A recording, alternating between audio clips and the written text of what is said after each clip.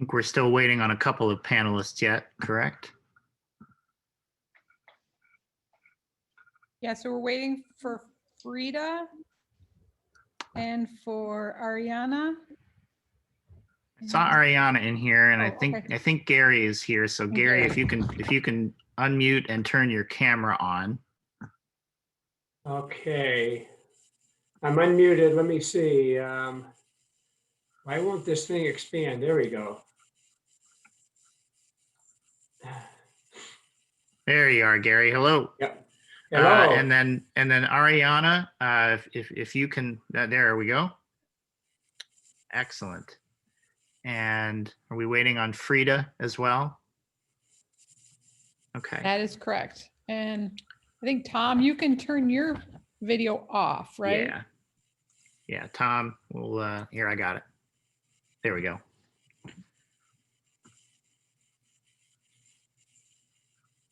Okay. Well, while we're waiting for Frida to join, I want to thank everyone for attending this event today for Martin Luther King Observation. This is an annual effort presented by the College of Agriculture and the College of Health and Human Sciences. So I really appreciate everyone making time for this event and hope that you've been able to enjoy some of the past events this week. We have one more coming up tomorrow that will be a chat with Purdue University students, kind of talking to them about their experiences and what kind of galvanized them to advocacy now, and kind of sharing where they see the movement going. So hearing from some of our students tomorrow.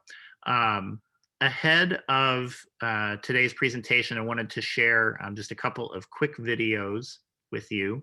Every year, as part of this observation, we partner with local charities to do some donations. This year, we're partnering with the Hannah Center, which is a local community center here that works with youth and seniors in the community. So I have a couple of video clips from them, just short video clips that I'll share. And here's the first one. Hello, my name is Tracy Fuller, and I am the Executive Director of the Hannah Community Center. The Hannah Community Center prides itself to serve low-income minority youth, seniors, and family.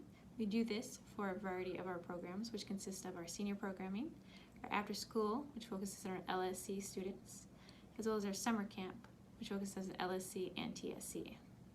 We are also a proud supporter of the Indiana Minority Health Coalition, where we integrate our healthy initiative throughout our programming. If you have any additional questions or concerns, feel free to send us an email at info@hannahcntr.org. Have a great day. And then one more video from one of their after-school counselors. Hello, my name is Jasmine. I am an after-school counselor here at Hannah Community Center. And our main goal for the after-school program is to help our kids grow academically, especially in math and reading. We also provide snacks, homework help, arts and crafts, and food demonstrations that they really like. We also have partnerships with organizations such as Girl Scouts, Junior Achievement, Indiana Minority Health Coalition, Purdue Vet, Purdue Extension, and the Lafayette Police Department.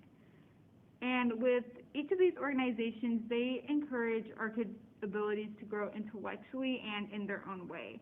And there is definitely something here for everyone to enjoy and to feel accepted in. So thank you so much. So that's just some messages from some folks at the Hannah Center. I will put this information into the chat. They are accepting supply donations, and I will put the information about what they need in the chat. You can also make a monetary donation if you choose by going to their website, and I'll put that information there as well. This donation drive will continue into February, so you will likely see some additional communication from both colleges about this. So thank you in advance for considering your support of the Hannah Center in conjunction with these events. And with that, I will turn the controls over to our moderator for today, Tamara Benjamin. Thanks, Nick. Welcome, everyone. Appreciate you all being here. Today, as you know, we are going to be talking with some people of color that have been in farming or have worked with people of color that are in farming. And I will just say, you know, straight out, I am white. I am not a person of color. I am married to a Latin American who's a farmer. I've worked many, many years in Latin America. And I've recently had the amazing pleasure of working with a group of people in Gary, Indiana. So I've learned a lot. I feel like, if anything, what my hope for all of you today is that you can start to learn where you, as a white person in a very white organization, how we can be better allies and support system for many of the farmers that are out there. As you can imagine, they're very undercounted and underrepresented in many of our extension programs. And so it's our responsibility and role to try to figure out how to be better allies and support for them as we move forward.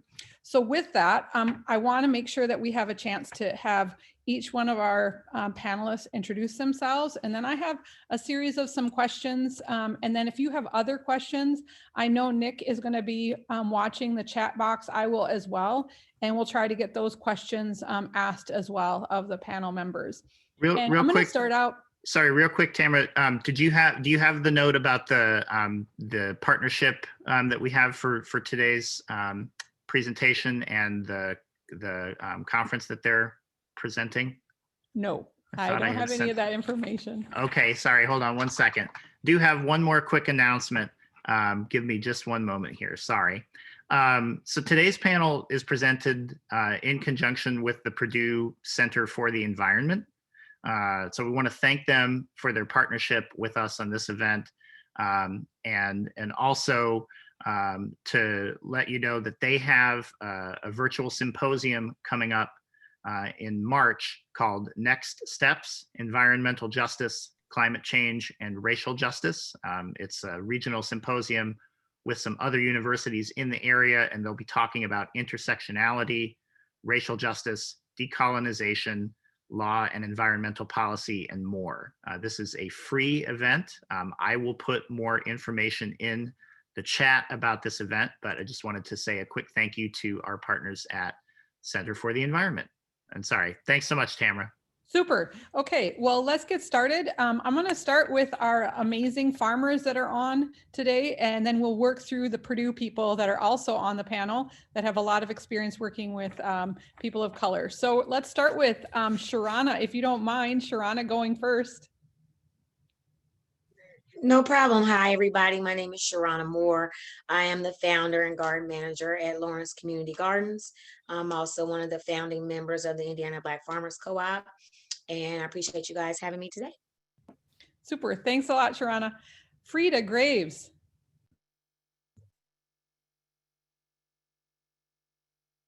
Good morning. My name is Frida Graves. I am the Faith Farm Administrator and a member of Faith CDC. And I administrate the farm. And I thank you guys for having me on the panel today. Thank you, Frida. Pastor Curtis Whitaker. Pastor, I think you have your on mute. Thank you. Good morning, everyone. And I am the Curtis Whitaker, the pastor of Progressive Community Church and CEO of Families Anchored in Total Harmony, or Faith CDC, which houses Faith Farms and Orchard. Super. Thank you, Pastor Whitaker. Ariana, Dr. Torres. Yeah, here we go. Hi, everyone. I hope everyone is having a good day so far and have had some coffee. My name is Ariana Torres. I'm a faculty here at Purdue. I work for the Department of Horticulture and Landscape Architecture and Agricultural Economics. I think it's kind of obvious I'm a person of color on that side, but I was also a farmer back in Ecuador, and I work with minority farmers here in the US. Super, thank you so much. Dr. Ma. Hi, everyone. My name is Zhao Ma. I am a professor of natural resources social science in the Department of Forestry and Natural Resources here in Purdue College of Ag.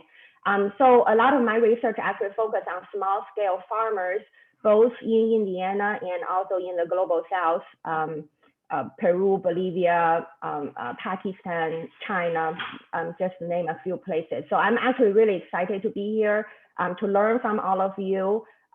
Because, you know, even though my research hadn't been focused on BIPOC farmers, but it has a lot of connections. A lot of BIPOC farmers are engaging in small scale farming. And so I'm really hoping to learn from you and share some of the observations I've accumulated over the years. Thanks. Super, thank you. Gary Berniski. Good afternoon. Yeah, my name is Gary Berniski. I'm the managing director for the Center for Global Food Security. And, you know, I've been with Purdue for 9 years at the center, and our center looks at food insecurity, both domestically as well as internationally.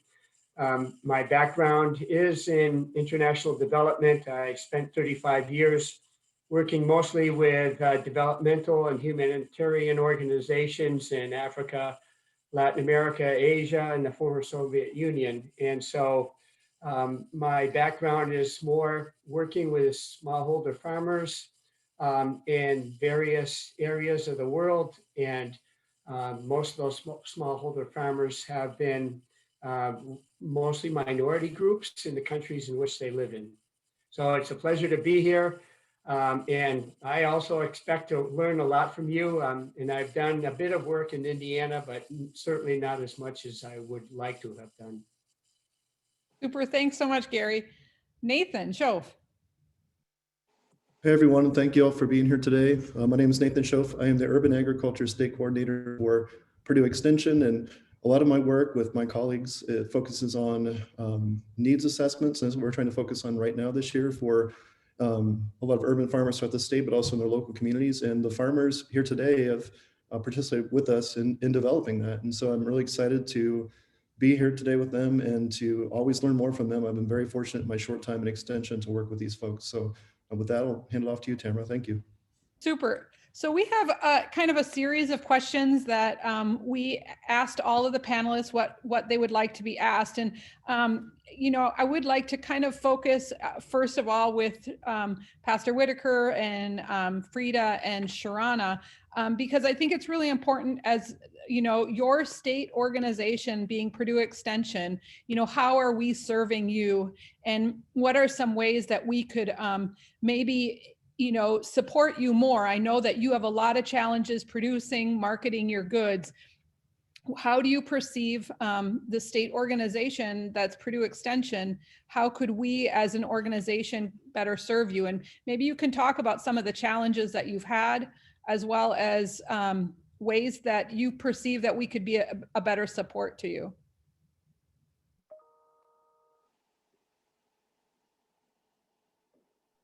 Are we just jumping in, or Yeah, I'd love to hear from you three first, but we can definitely have others respond as well. Pastor Curtis, I'm going to ask you to go first, and I'm going to jump in. Knock yourself out. Oh, I asked you to go first. Okay. As far as what's impeding us from getting through with our revenue, getting the product out, marketing in our areas, the demographic of our area, we don't have a lot of places where you can get your word out. I mean, even if you do like your Facebook and your Instagram and things like that, the things that are free, that doesn't get to a lot of people, because you have to understand the demographic we have is a lot of seniors as well in this area. So they're not able to get what we have. They don't know what we have at the farm, what we do. Some people don't even know the farm is still there. They live in the city of Gary. Mainly what's impeding, I would say, was revenue. You know, if you have to have revenue to be able to get these things out to people. I mean, we can do the free services, the Instagram, the Facebook, and all that. You can put flyers out and things like that, but a lot of our seniors can't even get out of their homes, especially during COVID. Now that's another thing that's been kind of an imposition, putting us in a position this year so we can't get the word out of what we do, of how we get our product out. We give a lot of stuff away. because we end up having either going to be given away or it's going to spoil. Now, not that we don't have a certain criteria for our giveaways, but we've given away more than we have to give away because we're not able to get the word out of what we have. That's my concept. I don't know if Pastor Curtis has something else to say. Yeah, I would add first that Nathan and Rebecca and Tamara and others from Purdue have been open and instrumental in sharing information that they have to us. We are in our 7th year of growing. It started as a vision from God to learn how to grow. Some of the challenges that we face, I think, are systemic in nature. Our goal is to present a holistic approach to addressing the concurrent challenges of food access, job access, the prevalence of blighted spaces where we are in Gary, Indiana, and the lack of infrastructure and support for emergent farmers. And we seek to do this through a program that we call Gary Eats. Through this endeavor, BIPOC individuals, Gary stands for gaining access. One of the initial, because these are all interrelated issues, one of the issues, and this is systemic in nature, that has kept African American and people of color from farming has been as it relates to gaining access, whether that's to land or natural resources. We've been just blessed where we are in Gary that we're able to have access to land, although it's blighted and in most cases contaminated land. We do have access, which for us poses a different challenge than just land that's available but is not environmentally damaged. And so the first thing for us, we think in this paradigm, is to gain access. And I'll get to the question. The second aspect, we think, to this prong after gaining access is eliminating impediments or removing yokes that have stopped BIPOC growers from participating equitably in the food system space. And so throughout the years, there have been impediments that have been in place, systemic and racial impediments that have been put in place. We go back in history, we can look at some of the things that were done to people of color, particularly African Americans, and farming, and things that they were denied for services from their government just because they were African American farmers. So it is this gaining access to land, it is removing these impediments and these yokes that we call them, removing yokes that have stopped us from participating, one, in participating, two, participating in an equitable way.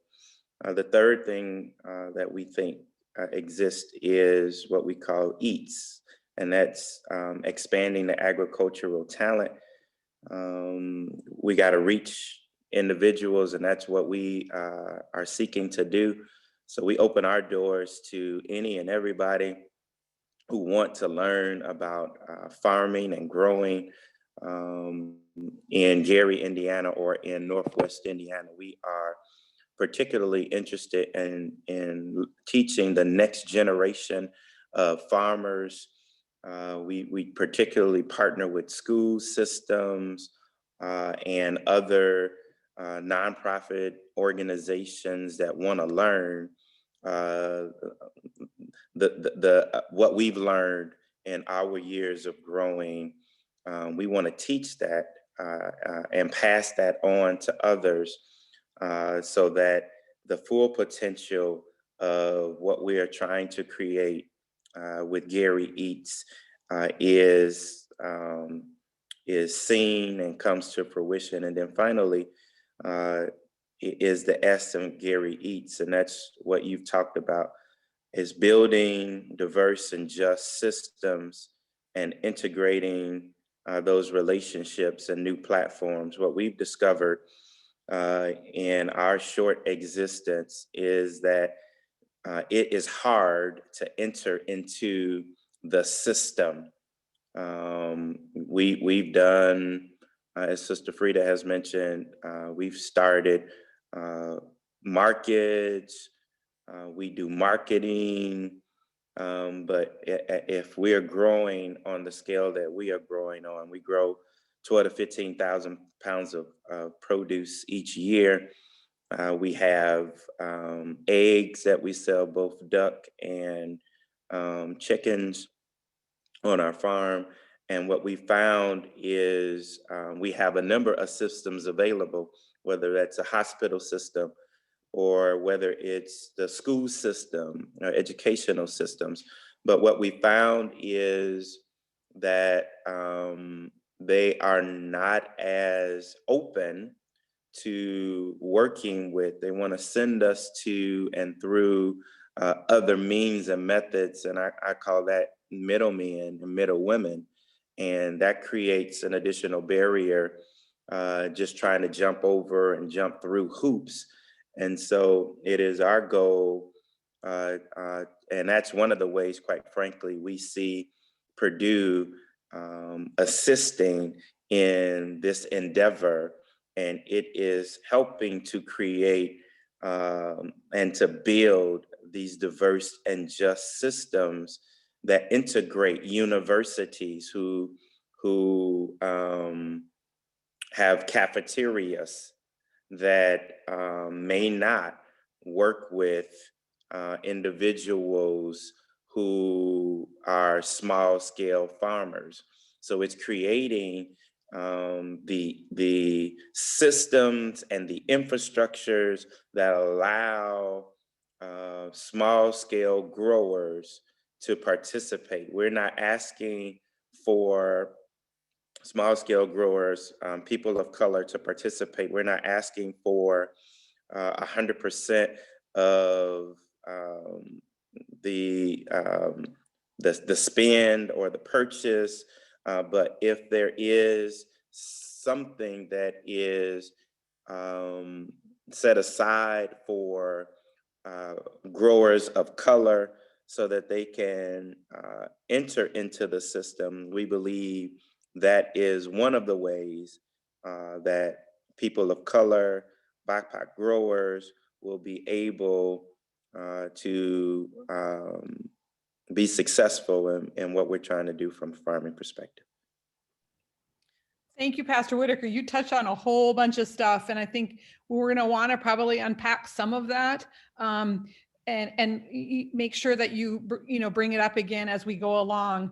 But I want to also get Sharana's kind of take on this before we keep going. But that was excellent. You covered a lot of things that we really need to be thinking about. Sharana, you want to go? Sure. I got a timer set here because I can be long-winded. I was making sure I'm respectful. But the first thing you asked was, how can Purdue Extension help us more, right? I'm in Marion County, and our Marion County Extension staff is very low. The Extension staff, they are stretched between working all over Marion County, and we need more Extension staff.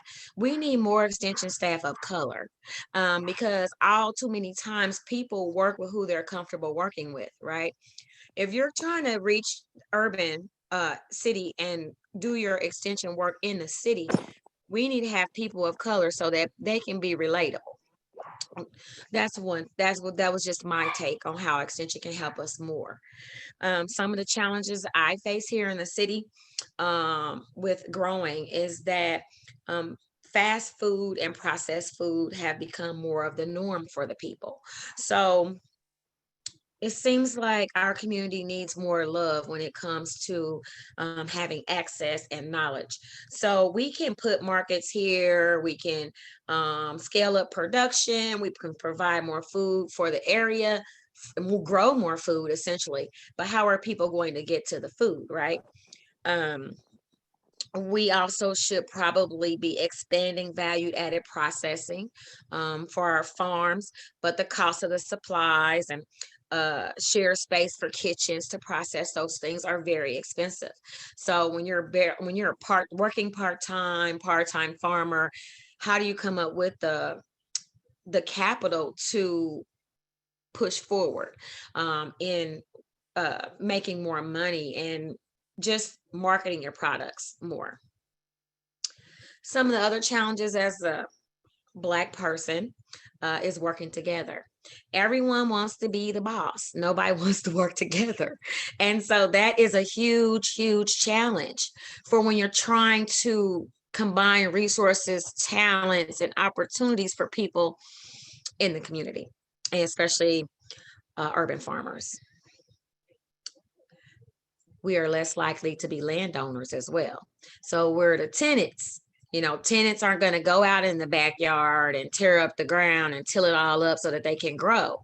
You know, there are some restraints and constraints to growing, producing, and marketing produce in the city.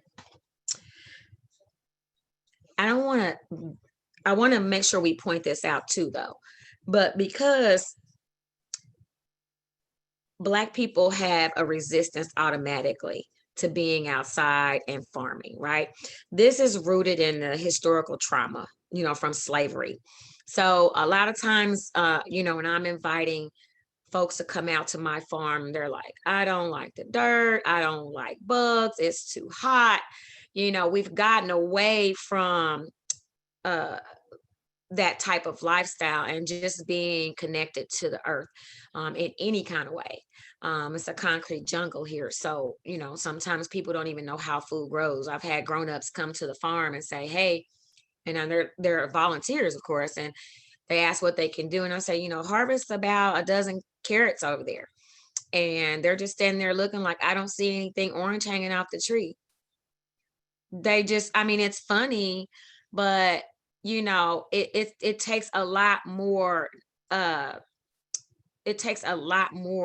input to get people to understand the power and the value of what we do, and to respect it. And so, yeah, I think that historical trauma, you know, I don't think people have thought about that and how it does impact Black farmers, like you're saying. I think it's a really good point, Sharana. Thank you.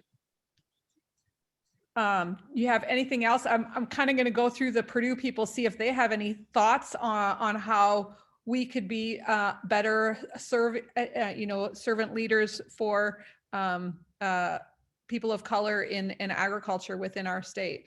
Anyone want to join in? Go for it, Ariana. Yeah, so I have some points. I mean, thank you everyone for sharing.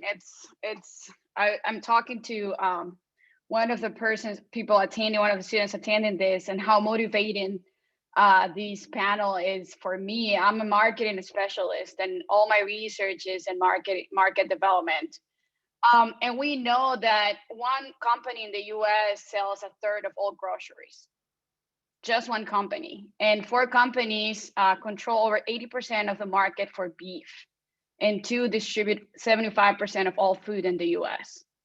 So I think I'm going to focus on the marketing part. And I think I don't have the solution, because I think it's a multi-layered solution. When we have leaders, we have assistance programs, but also farmers and consumers. And I think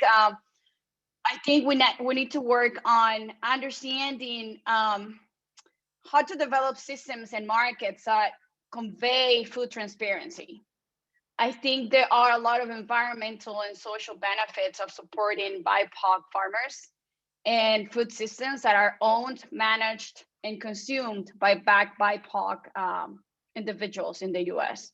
So I think one of the ways that we need to think about is, I think Pastor was talking about accessing markets, and I think Frida was also talking about we don't have a way to say what's out there, what we're producing, and how to tell out there. So we're basically giving away a lot of food.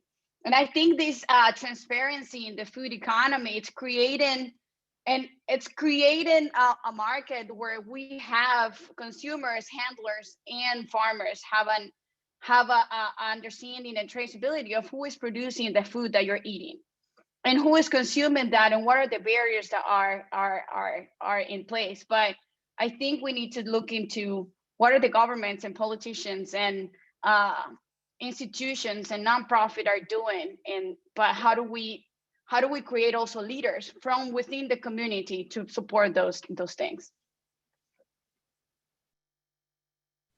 Yeah, thank you, Ariana. I think you're right on. You know, the more that we can get you and others, you know, your grad students and things like that working on this is going to be really helpful. Gary, you wanted to.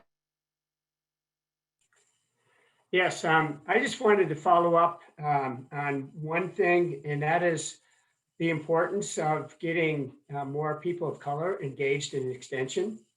And I really believe that starts in the grammar and secondary schools, and getting our youth really to understand and get them very excited about, you know, the potential and the need for growing food. And also when we talk about sustainable agriculture and the agricultural systems that BIPOC farmers utilize are actually wonderful for dealing with some of the, mitigating some of the impact of climate change, as well as being adaptive.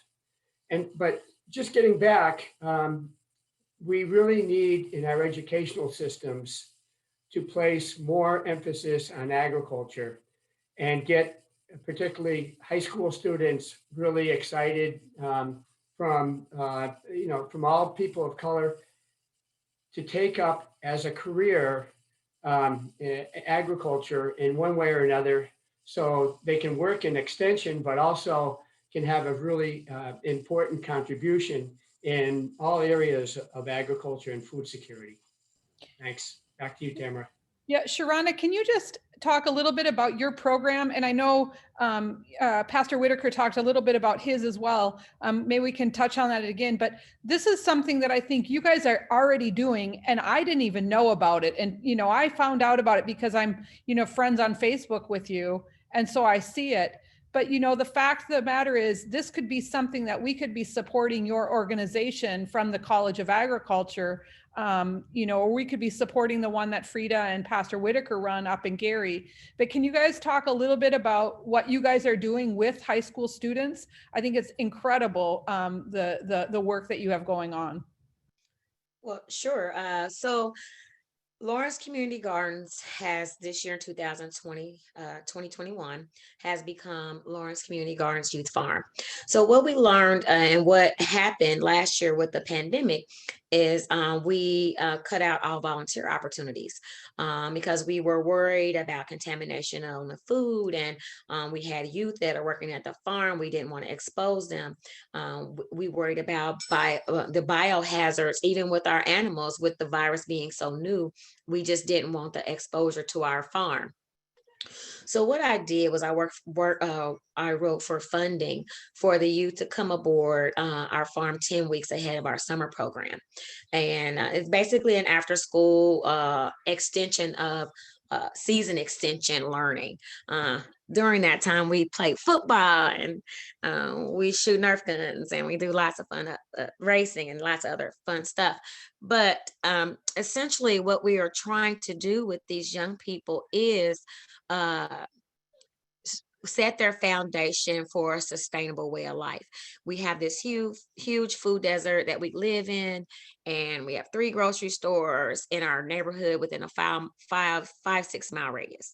And none of those grocery stores are accessible by public transportation. So we can grow all of this food, but we still are having problems reaching people with the food, like Ms. Frida said. I found that by targeting youth, and my program targets youth that are 12 to 15 years old. I actually go to the schools and talk with the schools and, you know, the groups of 6th graders that are 12 that are ready to join our program about coming aboard as a junior farmhand. This year, I have some students, this will be their 4th season with me. They've been with me since I started the program. They are my leaders. This year, we'll be starting a youth apiary for them so that they can extend their learning beyond what's just growing at the farm and beyond learning different type of growing techniques. I want them to be able to experience all aspects of agriculture and helping them to understand that the opportunities for them in the agriculture industry are far beyond dirt. And so we talk about fertilizer and we talk about how to manage their money in the beginning, because we're going to be giving them a weekly stipend for their participation, but we want them to know how to save and how to manage their money, because it's not something that I was taught growing up in my home. We moved a lot of places, you know what I mean? It seemed like every time the rent was due, we were moving. That's a joke and that's an exaggeration, but my mom never taught me about how to manage money, and I felt that was one of the most important things that we needed to do with them if we're going to provide them with a stipend every week. Some of our kids last year made about $2,000 a piece if they worked the beginning extension program and the end of the season extension program. So it's just been an amazing thing. And in the beginning, I felt like I was doing it because they needed us, right? Pandemic had the shelter in place, had shut down their social circles. They needed to get out, they needed to be involved more. They needed stuff to do. But along the way, I found out that I needed them more, if that makes sense. Because they just, when their eyes are awake, when their light bulbs come on, it just gives you so much personal gratification. So. Yeah, I would agree with you. It was wonderful to watch the story as it developed over the summer. Pastor Whitaker, Frida, I know you guys also have some stuff going on with youth. It would be great to hear also what you have, if you don't mind, some success stories of what's happening in Gary.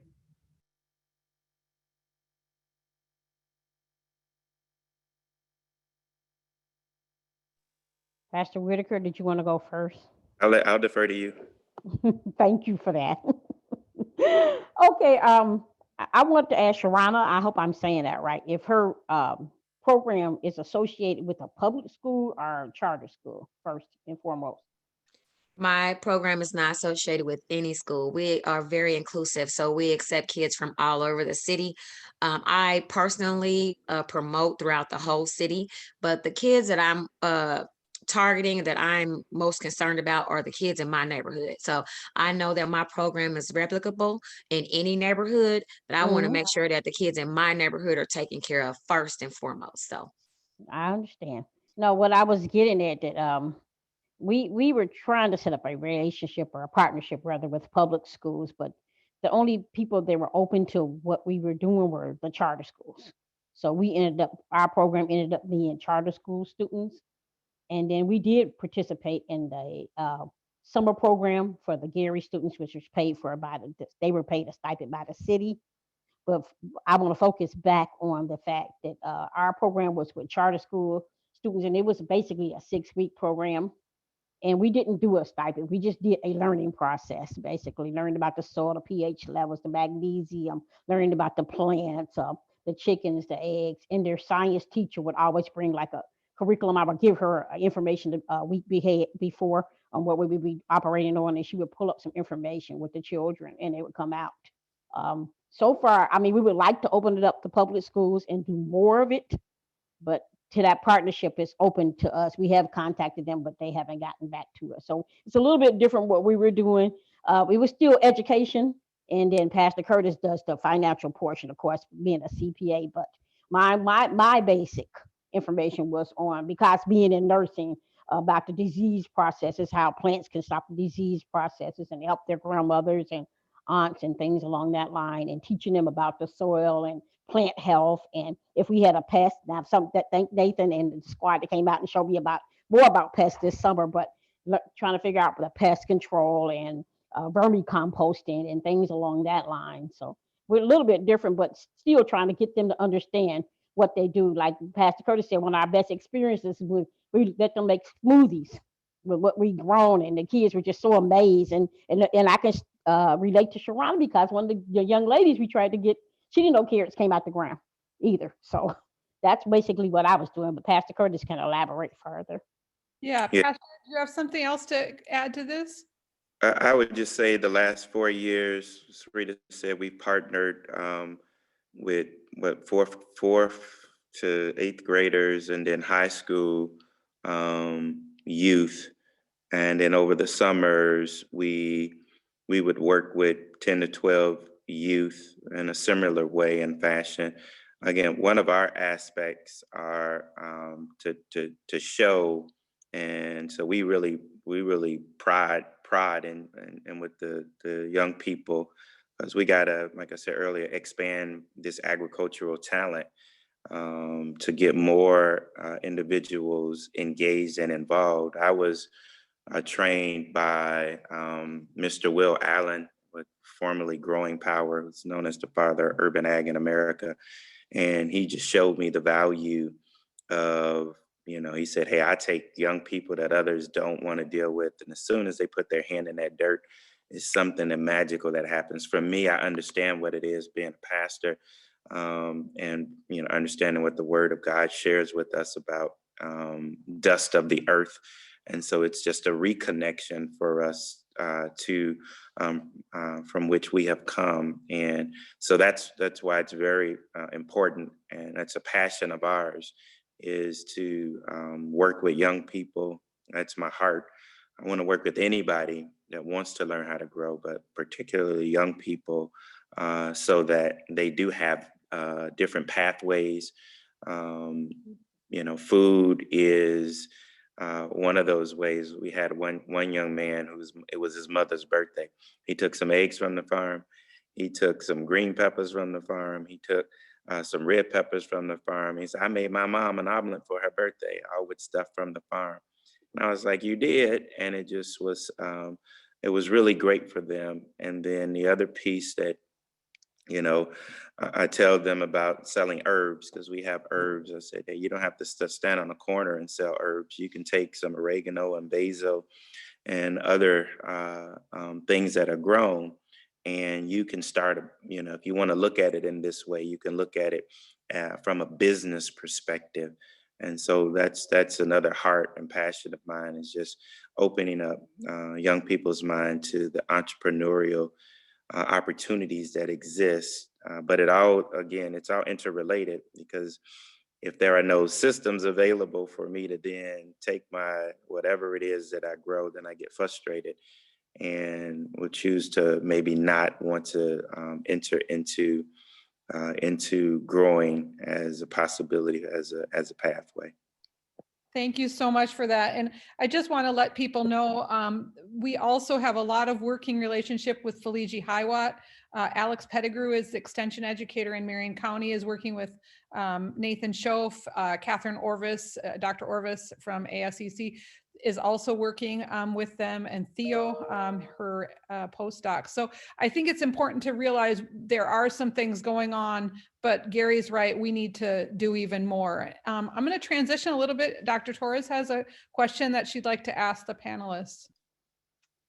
Yes, so I wanted to ask you all what would be successful stories that either from your community or communities that you've heard of regarding community-owned or community-managed programs or resources. So we know that almost 60% of African-American farmers report sales of $5,000 per year. That's a lot of small operations.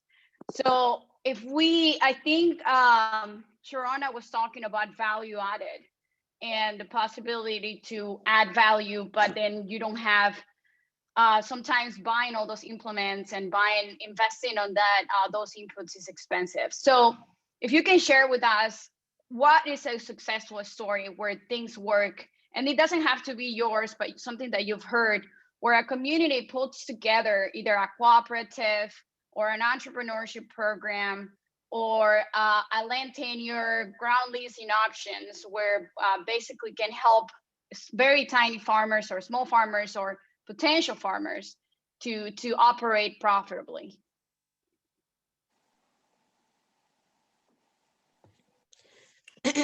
I'll start off if that's okay. So one of the reasons that we founded the Indiana Black Farmers Co-op, so we know of Black Urban Growers, we know of Indiana Black Farmers Co-op here in Indiana, right? Well, we thought that it was a great thing that a lot of the other farmers, they didn't have organizations, but they pulled their resources together to buy seeds, seedlings, compost, things like that. And because of those organizations are white led or majority white in their organization structure, we were automatically excluded from a lot of the benefits of those type of that type of network.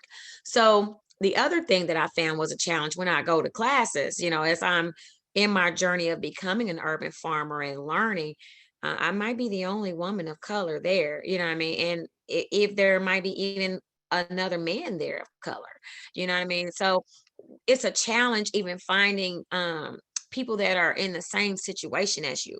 So we had to form our own network. In the network, we buy our seeds in bulk, we buy our compost in bulk, we distribute amongst the members, we share tools, we share labor, we collaboratively create markets and retail opportunities for our food that we produce, because one person cannot alone do all the work. We have to have many wheels in order for the train to roll.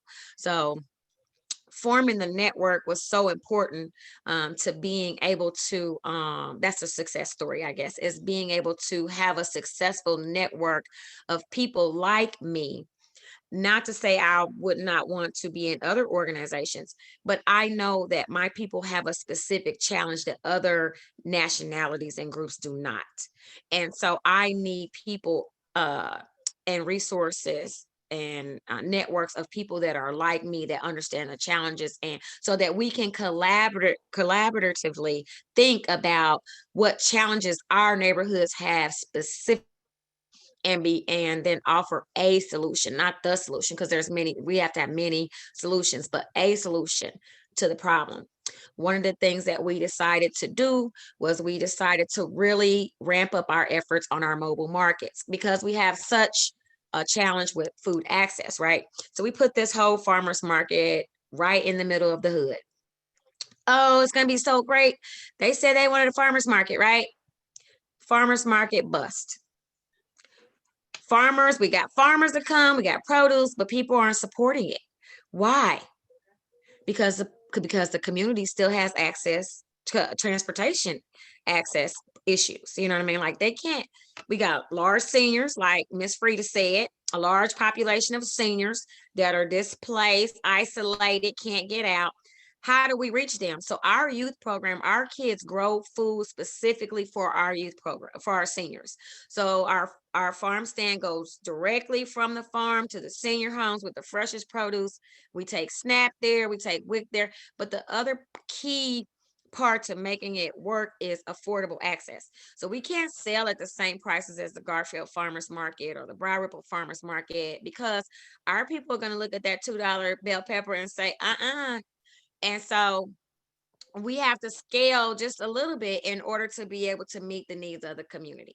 The only way I found that it made it make sense was to let the youth do that portion, and then let that part sustain the rest of the community. And I would say we've, like I said earlier, I was a part of Will Allen's, I'm a student of his. I went to, at the time it was in Milwaukee, where Growing Power was, and learned how to grow through Will Allen. That was a successful model before Growing Power closed its doors. His daughter, Erica Allen, created in Chicago the Urban Growers Collective. They do an awesome job with farms throughout the Chicagoland area. We're thankful to have partnership with them. My brother from another mother in Baltimore, Maryland, Pastor Heber Brown, He launched in 2015 the Black Church Food Security Network, trying to connect churches across the country that are interested in this social justice movement of food security. So there's the Black Church Farm Security Network. And then there are other churches that I know of, some in Dallas, New Friendship Church, Chicago, Trinity United Church of Christ, and others that are doing tremendous work. There's groups that are coming together in Atlanta to purchase acres and acres of land, families coming together to purchase land, to grow food as a way of resistance, because in our history as African Americans, food has been used as a weapon against people of color. And so it is important that what Sharonda has talked about relative to the coalition in Indiana of Black farmers, but all across the country, there are individuals and organizations like the some I've mentioned that are working collaboratively and successfully to shift and to change the narrative. One of the things that I believe will continue to help and help during this past summer was this social unrest. And there are and have been people of color, particularly African Americans, who are now looking to source whatever they're trying to source from other African Americans. And so it is our hope that from a food perspective, that same fervor exists so that people who look like us will see what we are doing and support the work that we are doing, because that is those are ways to bring about justice in this food system. But again, the Black Church Food Security Network, the Urban Growers Collective are just a few organizations that I believe are working to pull individuals, people together on a larger scale to ensure that this work continues to happen. Zhao or Nathan, I'm just wondering if either of you could answer some of what Sharana and Pastor Whitaker just said. I think what they bring up are some really, really good points, and wondering how we as, the land grant university system for Indiana could be better supportive of some of the things that they're talking about. Go ahead, Nathan. Okay, sorry. Thank you, Joe. One thing I was going to ask the panel, and I think in some of my conversations with you all too, is do you feel like Purdue is using, linguistically appropriate terms? Like even when we talk about farmers markets, farming, thinking of even just how we communicate with you, do you feel like Purdue is listening and learning and responding accordingly? I think these are some conversations that we kind of may have more in person or don't use in formats like this, but I think it is important. And I think it's something that a lot of growers have expressed with myself and Tamara, probably several other people who are attending today too. Would love to hear from you all about that. I would say where we are in Gary, while we have, so I'll share my story. I always share this story. I didn't grow up farming. The closest thing I came to a farm was my neighbor who was from the South, had a garden. We would play baseball. I hit the ball into her garden and go in her garden and get the baseball, and she'd say, get your you know what out of my garden. So that's the closest that growing up that I came to farming, not understanding though that my neighbor was doing something. There have been a number of people that have migrated from the South, African Americans up north looking for a better life, but they did not leave behind their value of growing. And so what I think is there is a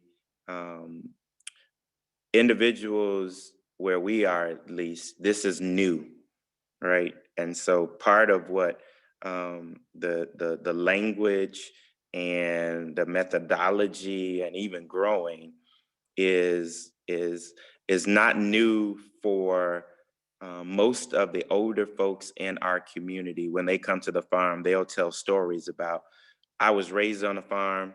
There were 15 of us. We all had chores to do. And so I know about farming. But as a whole, that is not the narrative. And so it is for us to your question about, do you think the language? I think for us, language, we understand the language. I think the goal for us has been, how do we share this language in industrial cities? We're an industrial place.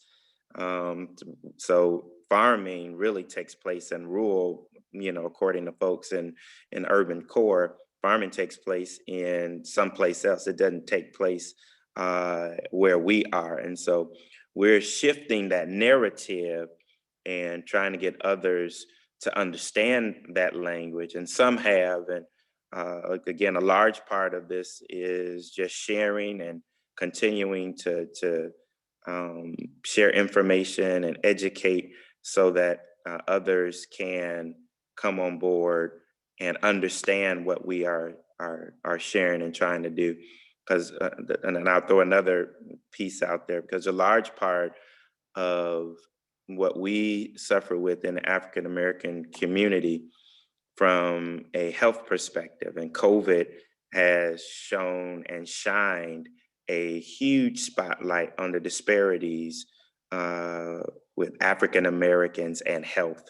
And so one of the other areas that we are passionate about is food as health, and ways that we are able to share that with individuals around food and health.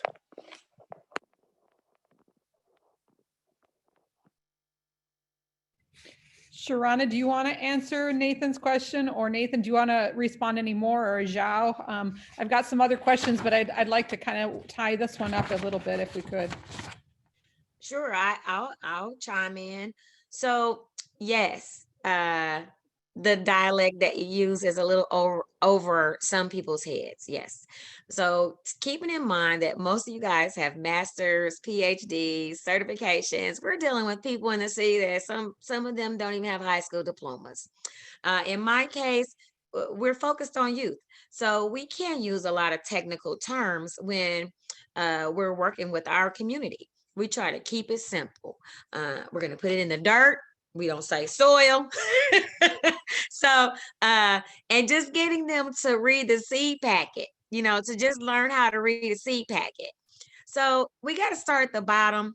And then again, going back to having extension people in our area that kind of look like us and that are relatable to what we're going through, maybe having been raised and went to public school here in the city. They kind of know where they're going and how to get there, right? Same concept. If I'm taking broccoli out, or I'm sorry, I'm gonna just scratch that. I'm taking okra out on my farm stand, right? I'm going into an apartment complex that's probably 50% African American, 40% Hispanic, 10% Caucasian. Hispanics not knowing what to do with okra. So now I have to take a recipe with me with very limited and simple ingredients so that they can at least try it, right? But if I go there with other things, I guess that was just my example of how making our product relatable and then giving them a little knowledge to go along with it. For me, reaching the kids was the most important thing, so I have to keep my language very simple, in order to get them to understand. And so maybe when you're coming into this urban farming area, just remembering that, a lot of our community are, they don't have higher education, they haven't been through certifications and those type of things. So we got to keep things simple. I just want to add to this, and you know, Nathan, maybe you can talk a little bit more because of the project that we have in Gary, but you know, you helped build a raised bed, and you know, it was everything from explaining how to use a drill to drill it all together. Also, you know, we were really intentional about making sure that the course was being taught in Gary and not in Crown Point, which has been a sundown town. Had been a sundown town for many years, an area that for somebody, yeah, it's where the county extension office is located, but you know, to get somebody from there, from Gary all the way out to Crown Point is nearly impossible. So just thinking about kind of how intentionally we can support people of color within extension programs. I don't know, Nathan, Zhao, if you want to kind of comment a little bit more on that, and then we can move on. I know this is a big part of kind of how extension can be better serving of people like, you know, who Sharana is working with, you know, all of those kids and things like that.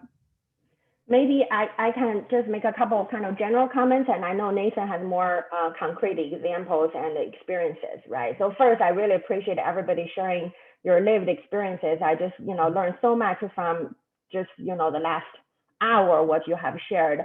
As a social scientist, right? So I put my social science hat on, I watch people, how they talk, and I listen to the story, and I'm trying to kind of pull some themes from, you know, the stories you told, and also some observations I've had working with small scale farmers generally, right, in the state. We've talked to maybe, you know, a few dozen farmers in depth, but also surveyed a couple hundred farmers, right? So what I've learned is all the needs and challenges farmers face, particularly BIPOC farmers face, are really complex, and they're linked. They're not like, you know, separated.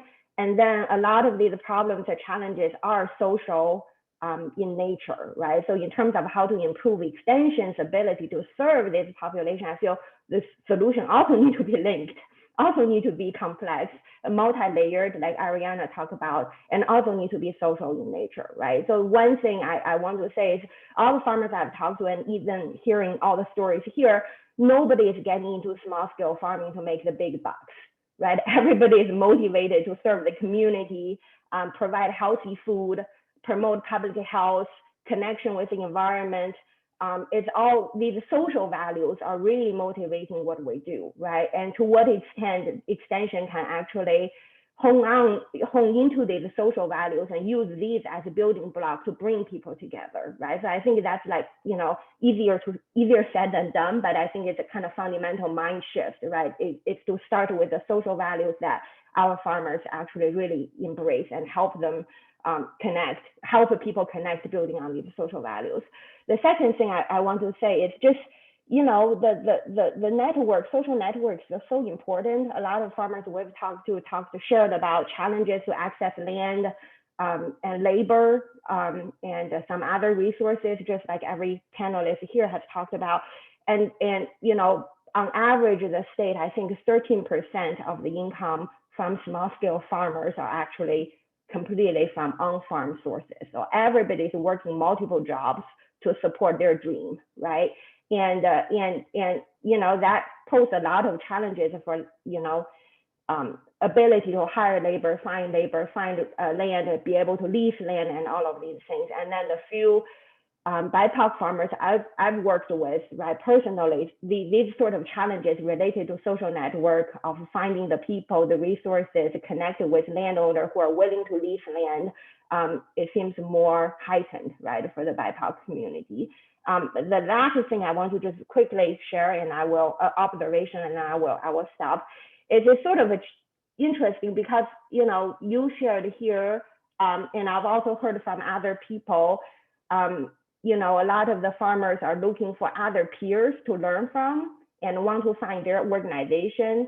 Sharana was talking about she has to found her own network to connect people, right? But then at the same time, there are not a lot of BIPOC farmers around the state, you know, generally speaking, right? So you sort of need these role models that people would feel, oh, this is a place I can go into.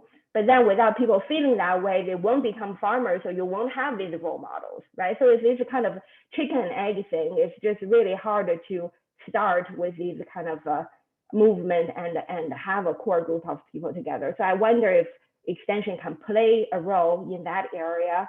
You know, I don't know if it's work on the chicken or work on the egg, but somehow address that issue, right? So just a couple general comments. Really, really good comments. We do have some questions in the chat that I'm going to ask as well. I do think what you just said, though, Zhao, about numbers is really interesting. There are more numbers than what we realize. Just in the U.S. Ag Census, there's more than 700 Hispanic farmers, and yet not one A&R educator in Extension is working with any Hispanic growers. So we're missing the boat. We're not finding them. And we need to do a better job of actually figuring out where they are and why we're not relevant to them. So one question in the chat, it says, what would it? Yeah. I'm sorry. I wanted to point out to you guys that the reason that you don't find Hispanic farmers because they don't need you. You know, some of it is that it's people find who and what they need, right? It took me a year to figure out a hoop house. So having a mentor that was able to show me it didn't exist, you know what I mean? But when you were thinking about Hispanic and Black. You got muted, Sharana. So there's a lot of us out here, but because of the separation and the segregation from Extension over the years, we wouldn't reach out for help or you wouldn't know about us. Exactly. If that makes sense. Okay. Absolutely. Actually, a couple of the Hispanic farmers we've worked with in the Bloomington area told us exactly the same thing. If, you know, the Extension, Purdue Extension may not know them, but they have their own network, right? Yeah, great point. Really great point. Thank you, Sharana. So the question in the chat is, what would it take to overcome the stereotype that farmers have to be white? Anyone want to answer that? I don't want to keep talking. I'm setting my timer. Because when you think of farmer, you think of white man. You don't think of Black. You don't think of female. You don't think of Hispanic. You don't think of Asian. But all of us eat, right? I think that people need to see people like themselves in the positions. Like Extension needs to start hiring people from the city that have experience. They need to start hiring urban farmers that have been out here at least 5 years doing it. You know, you bring in Extension people from other states, other cities, other communities to work in our communities, and our communities are just not like theirs. You know what I mean? We need relatable Extension people. So. I also think it has to go broader than Extension. I think we need to elevate the voices of BIPOC farmers, consumers, researchers, Extension people. I think we have to include BIPOC and represent everybody in the BIPOC name starting from government to people who bring that food to the table and make it and cook it. Great point, Ariana. Super point. Anyone else want to answer that one? Because I'll go on to the next question otherwise. I would say that as African Americans, we have a rich history with land and food. I mean, it's rich. However, that history is jaded by enslavement. And so it is, and I think Sharonda mentioned it earlier, there's some psychological impact of this past that I think does damage to folks not wanting to enter into this place because of the history that goes along with Black folks and farming and Black folks and enslaved shadow slavery and farming. And so it is having these conversations that are honest, that get to the root of that. And as I heard my brother, Pastor Heber, said, that it is not the land. We have to understand that it wasn't the land that did anything to us, and then move forward from that perspective so that we can get back to the land, which holds so much potential for freedom and justice for people of color. So you guys are aware that a lot of the homesteading acts really perpetuated the whiteness of farming, right? And it allowed for that to be continued from generation to generation because of acquired land through generational acquisition and generational wealth. So some of the scare tactics that have been used against Black people since we started to own land, like at one point we had, Black people were significant landowners and farmers throughout the country. And as we started to be scared away, targeted by racists, burning crosses in our fields, burning our fields, finding our women and children in the fields and beating them and raping them, it became unsafe for us to be farmers. Even now on my farm out here in the middle of the city, I'm still targeted by white supremacists with trash dumping, violence, vandalism constantly. It's more sometimes, it's too much for some people to bear. You got to have strong shoulders and a strong back, and just a strong will to be able to push through all of the adversities that Black people have to face, even trying to grow food.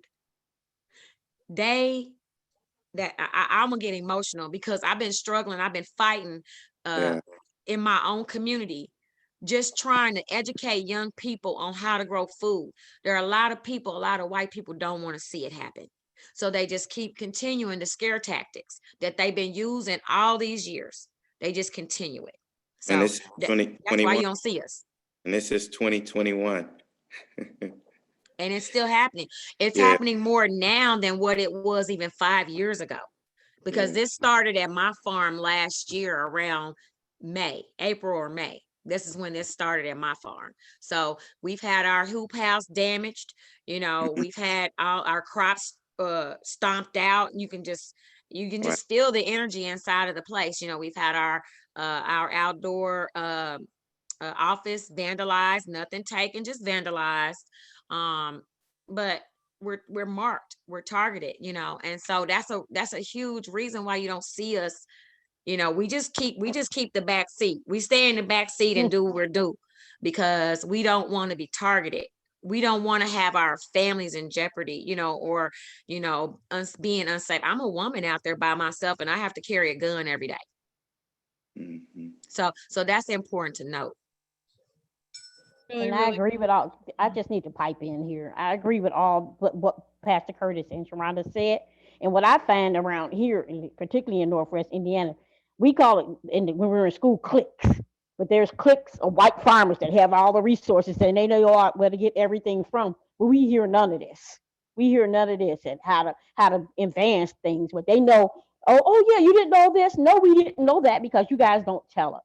They have a clique of how to get the seeds and things like that for their farms, but we don't get any of that information in the Black areas. That goes just to them. And if we don't know someone that will tell us that, then those things just go. We don't get involved. We don't. Thank you, guys.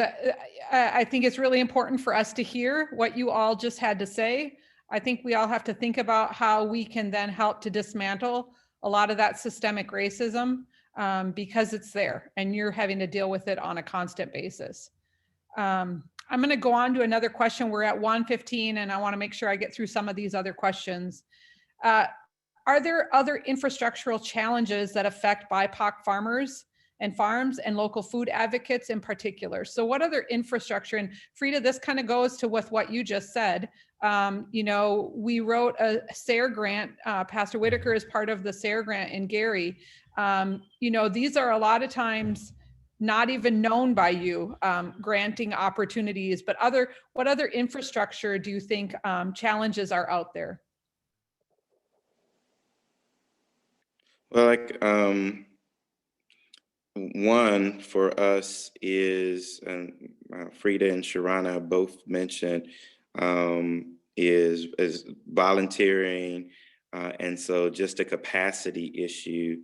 So for us, what would really be good, and we've had someone assist us as a grant writer to work to find those opportunities because you can't do it all. You'll kill yourself trying to do it. But you can't do it all and do it all very well. How about that? And so that is one thing that I think is needed, that dedicated person. The second thing I think is partnerships with people of color, BIPOC growers. I think there is this notion that that a savior has to come in to help us do what we do, versus how can I come alongside you and help you grow.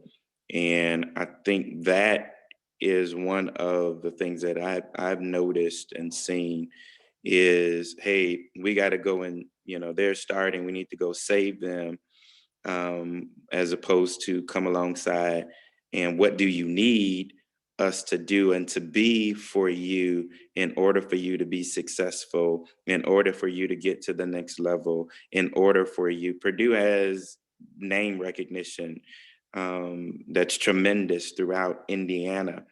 It's probably easier for you all to go to a school and share, whether it's a high school or a school system, I would say, and say, hey, we're working with BIPOC growers to create the next generation of BIPOC growers. Are you interested in those kinds of things? But I think Sharana hits a great point. A lot of it is people got to look like you. And, I can tell stories of just work and why I'm no longer at a Big Four accounting firm. But it just goes back to that. When we talk about the infrastructure, right, we're talking about the transportation, the distribution of the produce, right? The labor to run the organization, the labor costs. We're also talking about, your basic needs, your electricity, your water, all of that, right? So those things, when you're trying to grow, can far exceed your profit. City water, municipal water source can be upwards near $3,000-$4,000 a year just to water your crops. So, if you're trying, we're talking about farming, urban farming, or, farming in general, not just gardening. It's not just the backyard. We're talking about starting up and within the first 5 years, taking a loss every year, taking a loss. Because first of all, you might not have the outlets for your produce. We don't have transportation, a consistent driver or delivery person to be able to take the produce from the farm to whatever pantries or retail locations that we need to take it to. And then also having reliable staff that we can afford to pay to work the land. So the infrastructure, but a lot of that goes back to our USDA and to our government loans and grants that we've been excluded from for years and years. Even back from when the Pickford Act came, or the Pickford lawsuit came, when the 400 Black farmers came together to sue the USDA because we weren't getting loans. We were being denied just because we were colored. You know what I mean? So now they have this small pool of money set aside for socially disadvantaged, which I don't mind being called socially disadvantaged if y'all gonna give me some money for it. But I mean, it can be degrading, just the term in itself, socially disadvantaged.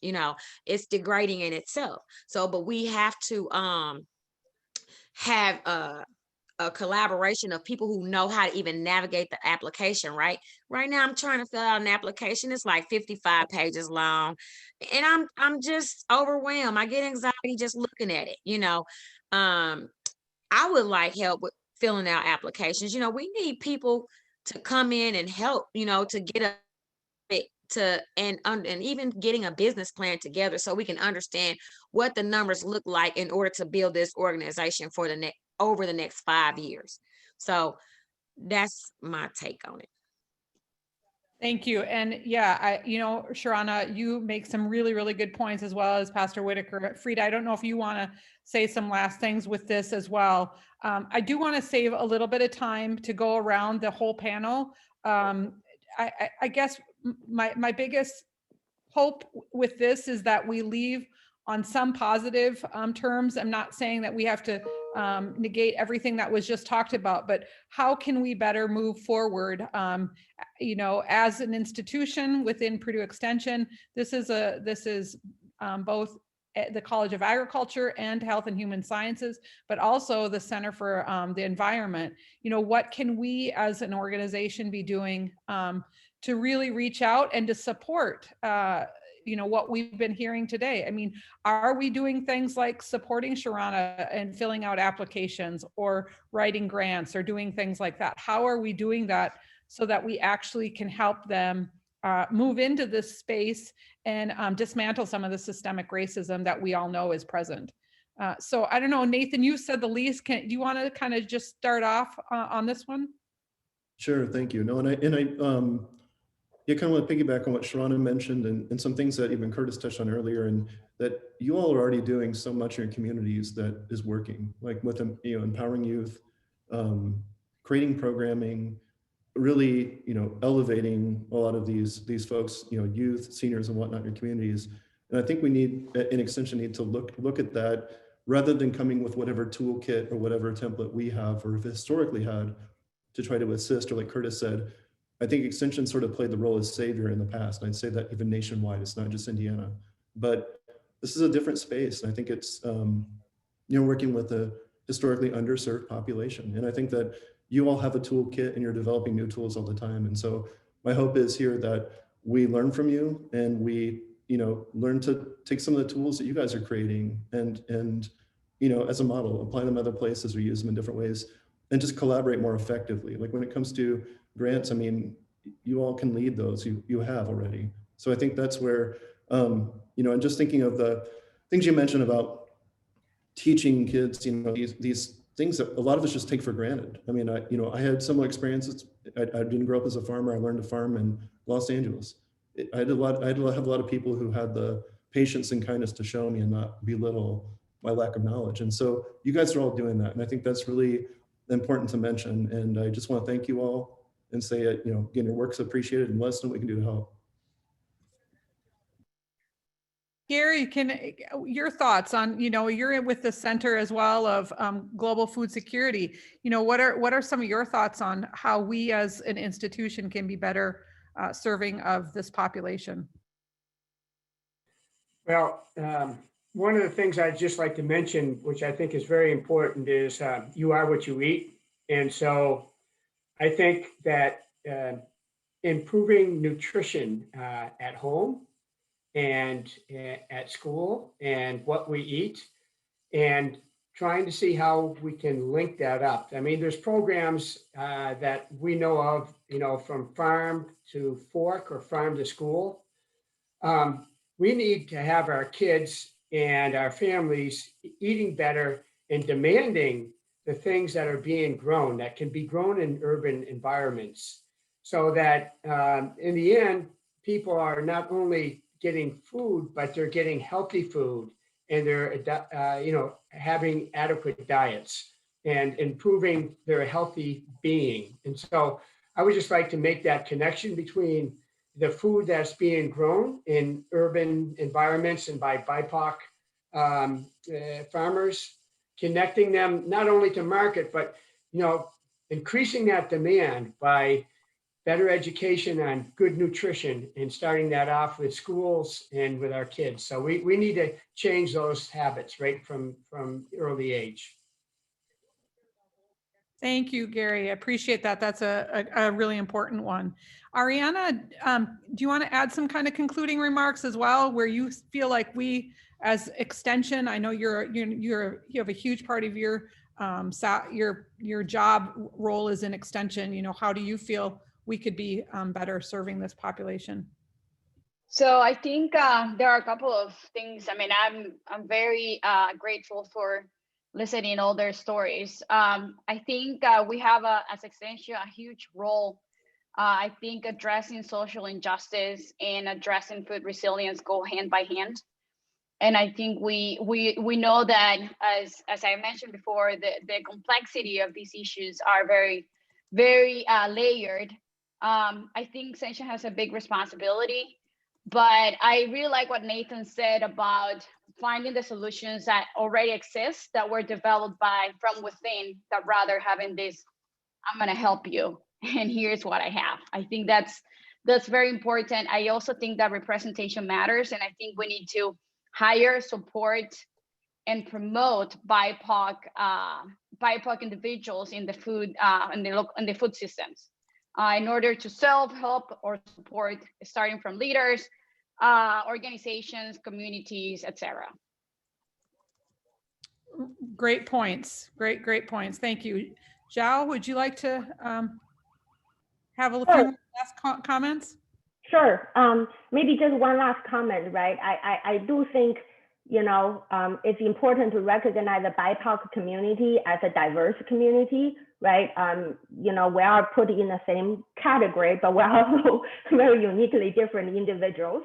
Our farms, our experiences, our household, our lives all have different challenges and have different needs, right? So it's important to identify the common things that we can work on together, but also recognizing, our multiplicative identities, right, as individuals, and how that could potentially further disadvantage some of the BIPOC farmers or farming households than, others, right? So let's just say a person, a BIPOC farmer who's also a woman, right? A BIPOC farmer who's a woman and does not have a supportive partner who can have another off-farm job to help supplement or support the farm, right? A woman who's completely, on her own and have to raise a family on her own, right? Doesn't have this opportunity to go off farm and have this supplemental income. So all of these multiplicative nature of identity will affect us differently, right? And I think it is important to not mask to say BIPOC farmers all need A, B, C, and D, right? We do need A, B, C, and D, but we also need, ESG or something else, right?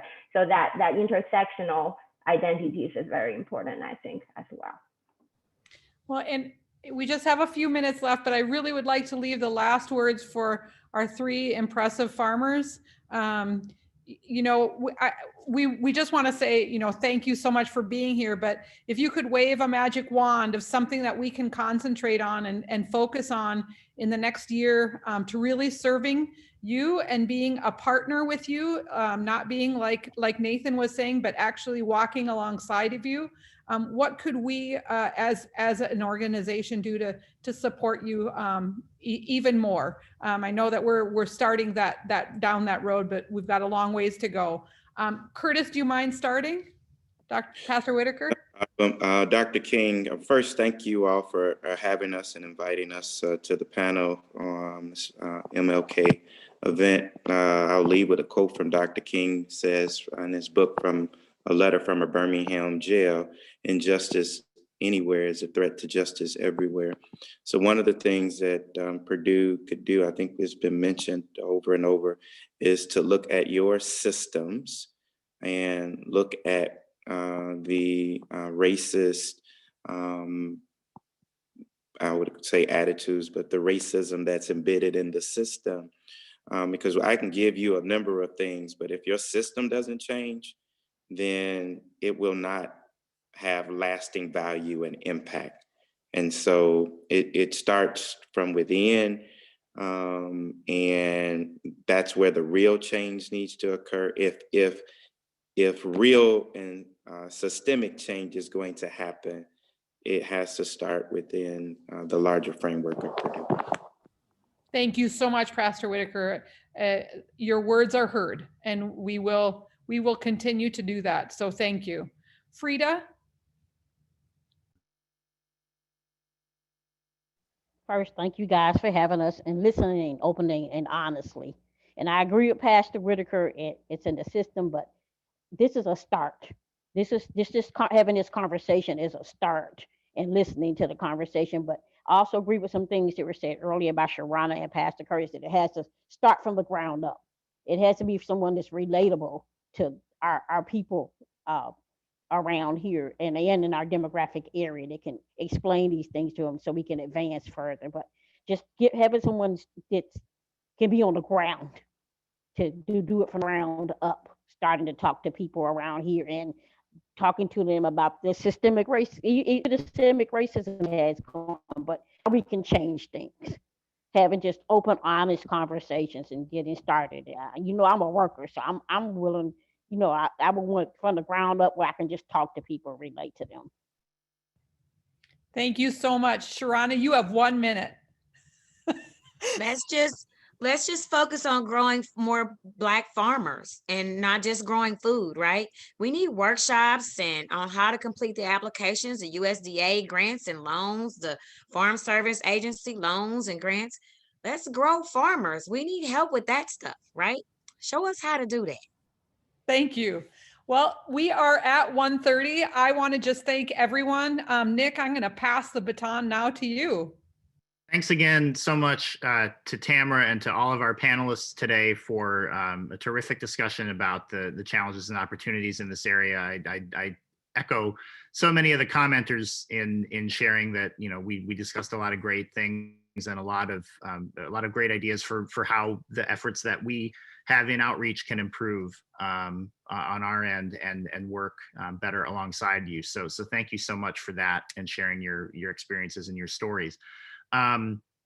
We have one more event for the events this week.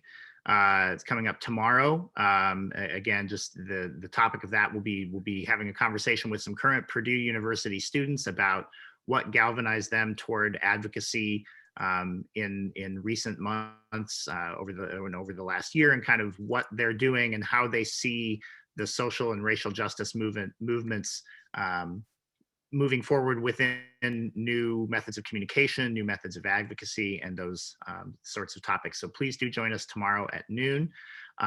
Thanks again to everyone for your questions too in the chat. Thank you for sending those along. There will be some feedback surveys going out about this event. So please keep a lookout for those and do submit them, because that helps us provide more worthwhile programming. Again, we appreciate your time. Thanks so much, everyone. Thank you. Have a great day. Thank you, everyone. Thank you, everyone. Thanks. Thank you. Thank you. Thanks, everyone, for adjusting to my moderation.